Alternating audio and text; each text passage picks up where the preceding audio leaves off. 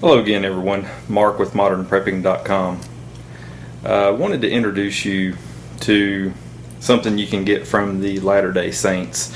Some of you people may know this already, some of you may not. Whenever I first got started prepping, it really didn't make a whole lot of sense to me whenever people would start talking about the Latter-day Saints, or the Mormons, as some people prefer to call them, or just simply LDS, as what myself and people in my group refer to them as. LDS people believe in being prepared. They have for a long time. It's always been a part of their teaching, and as a result of that, they have maintained storehouses in different parts of the country. You can go onto the Mormon Church's website and typically find that information. I'll put a link in the video description to lead you to a list of their storehouses. Some LDS storehouses will sell to the general public. Other LDS storehouses will not. It all depends on who is running the storehouse. Sometimes the leadership of a storehouse changes, and that policy changes with the leadership. Case in point, our local cannery would not allow general public to come in last year. In the early part of the year, they went through a leadership change, and now they will allow the general public to come in. So it's well worth your time to contact them. They can either say yes or they can say no.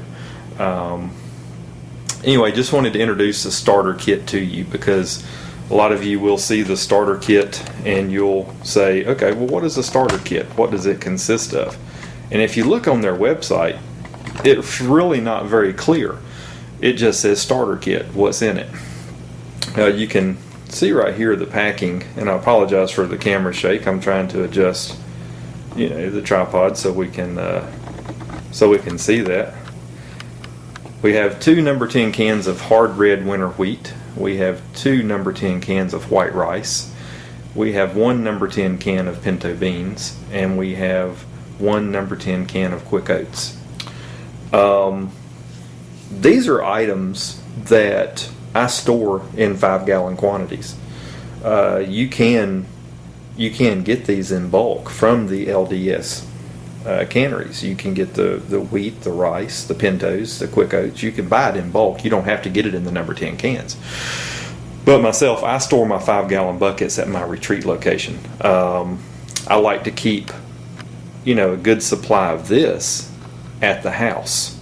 Every time I go to the cannery and make a purchase, I will get at least 2 of these starter kits. Bring them home. I leave the starter kits here at the house in the number 10 cans. To me, they're a lot more efficient to handle here at the house. The items that I buy in bulk, I get them bucketed up in the food grade buckets, and they go to the retreat location. So anyway, just wanted to share exactly what's in the starter kit, because they don't really have good information on that out there. And I'll step over here and I'll give you an idea of exactly what you're looking at. That is the can of the quick oats. As you can see, it's the number 10 can, just like it says on the side of the box. Get a good shot of that. Granted, that one number 10 can is not going to last many people for very long, but that's why I buy these starter kits in bulk quantity. You can buy 6 cans of just the quick oats and I've got those boxes in there too. But the starter kit gives you a little bit of variety if you're just getting started in prepping. You want to know, hey, what's a good way to get started? Well, this right here is a good way to get started. A starter kit from the LDS. That's the hard red winter wheat. There's 2 cans of that in there. This is the pinto beans. As you can see, there's 1 can of that in there.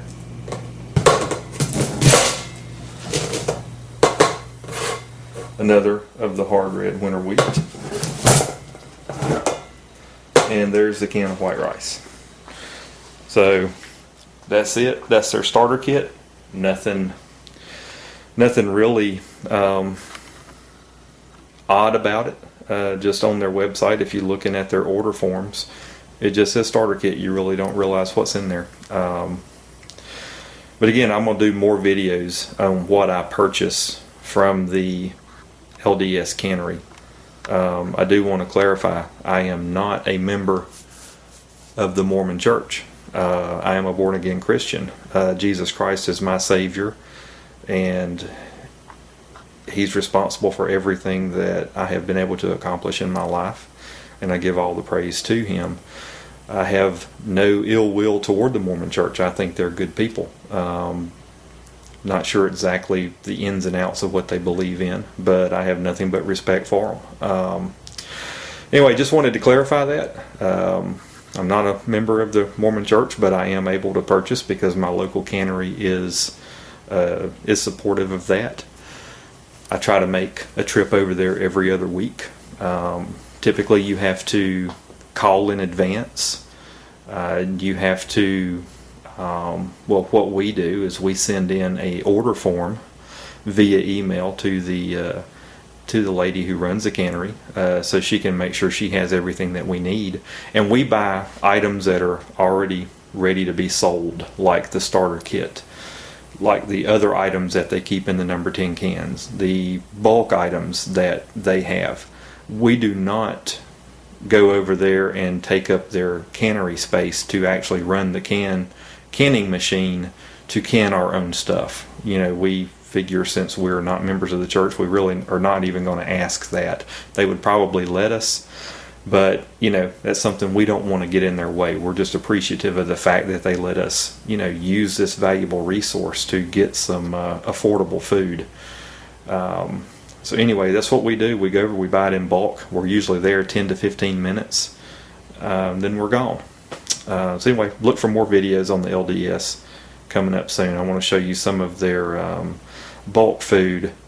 You'll see the bulk food on the order form. You'll see the potato flakes, and it says 25 pounds. Well, you might not realize that it comes in one big box, and you have to do something to deal with that big box of potato flakes. Typically, it's 2 buckets worth of potato flakes.